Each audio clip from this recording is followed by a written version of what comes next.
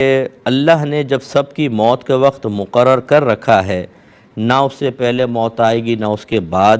تو پھر دوا اور پرہیز کا کیا فائدہ؟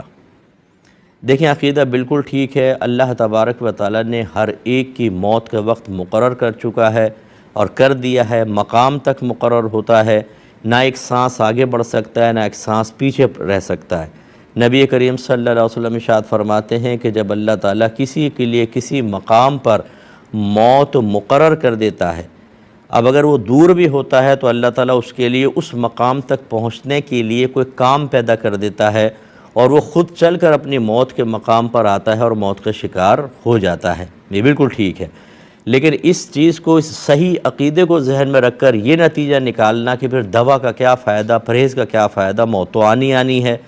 یہ غلط ہے۔ کیونکہ تمام انبیاء علیہ السلام، صحابہ کرام، اہل بیت اطہار، اولیاء عظام، جنہوں نے مسئلہ تقدیر کو یقیناً ہم سے زیادہ سمجھا ہوا تھا، اور میرے آقا صلی اللہ علیہ وسلم جنہیں براہ راست اللہ تبارک و تعالی نے تمام علوم عطا فرمائے، تو اور دیگر انبیاء علیہ السلام کو بھی بے شمار علوم اللہ نے اپنی طرف سے عطا فرمائے،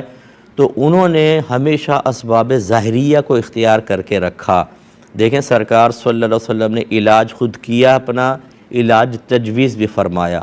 دعائیں فرمائیں، وظیفے دیے، جنگوں کے آلات تیار کیے، جنگی تدابیر اختیار کی، مجاہدین تیار کیے، باقاعدہ حملے کیے، دفاع فرمایا۔ اگر یہی کہتے کہ موت تو لکھی ہوئی ہے تو ہمیں کیا ضرورت ہے لڑنے بڑھنے کی، مرنا ہے مر جائیں گے، انہوں نے تو ایسا نہیں کہا۔ اس کا مطلب یہ ہوا کہ عقیدہ یہی رکھیے جو بیان کیا گیا، بالکل ٹھیک ہے، لیکن اسباب ظاہریہ اختیار کرنا اور اس یقین کے ساتھ کہ اسباب ظاہریہ میری موت کو دور نہیں کر سکتے، اگر موت آئے گی تو تمام تر احتیاطیں کرنے کے باوجود بھی آ جائے گی، لیکن چونکہ یہ تدابیر اختیار کرنا میرے آقا صلی اللہ علیہ وسلم کی اور دیگر انبیاء علیہ السلام کی اور محبوبان خدا کی سنت ہے، لہذا میں سنت کی نیت سے اس کو اختیار کر رہا ہوں، تو ہر چیز اپنی جگہ بالکل درست رہے گی۔ میں اسے دیکھنے کی دعا کرنا کیسا ہے اور کوئی عمل بتا دیں کہ اسے دیکھا جائے۔ دیکھیں، اچھی طریقے سے یاد رکھیں کہ مردوں کے معاملات اللہ تعالیٰ نے ہم سب پر مخفی رکھے ہیں، تو حکمت الہیہ یہ ہے کہ وہ مخفی رہیں۔ اگر ظاہر کرنا ہی اللہ تعالیٰ کا مقصود ہوتا تو وہ سب کو بتا دیتا، اور میرے آقا صلی اللہ علیہ وسلم نے ارشاد فرمایا کہ اگر مردہ اپنی قبر سے نکل کر اپنے احوال ذکر کر دے تو لوگ کھانا پینا چھوڑ دیں، ایسا یعنی صورتحال ہوتی ہے۔ اور ایک روایت کے مطابق انسان اور جن کے علاوہ اگر قبر میں کسی پر عذاب ہو رہا ہے تو انسان اور جن کے علاوہ ہر چیز اس کی آواز سنتی ہے۔ اگر اللہ تعالیٰ یہ پوشیدہ امور ظاہر کر دے تو کھانا پینا ختم ہو جائے، ہماری زندگیاں حرام ہو جائیں، لہٰذا مخفی معاملے کو مخفی ہی رہنے دیں۔ آپ نے اگر دعا کر بھی دی، کوئی آپ نے وظیفہ پڑھ لیا اور بالفضل کہ والدہ فوت ہوئی ہیں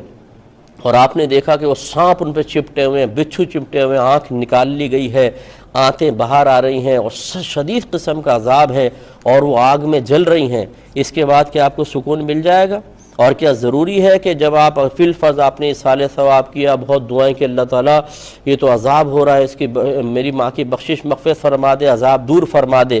تو یہ ضروری تو نہیں کہ پھر اگر آپ وہ وظیفہ کریں تو دوبارہ آپ کو زیارت ہو جائے۔ بعض اوقات ہوتا ہے کہ خواب کیا ہے، کوئی شرعی حجت نہیں ہے، غلط بھی ہو سکتا ہے، جھوٹا خواب بھی ہو سکتا ہے اور دوبارہ خواب آئے نہیں تو بس اب آپ کی زندگی عذاب بن جائے گی، اس لیے ان امور میں نہ پڑیں، ہمارا مشورہ یہ بہتر نہیں ہے۔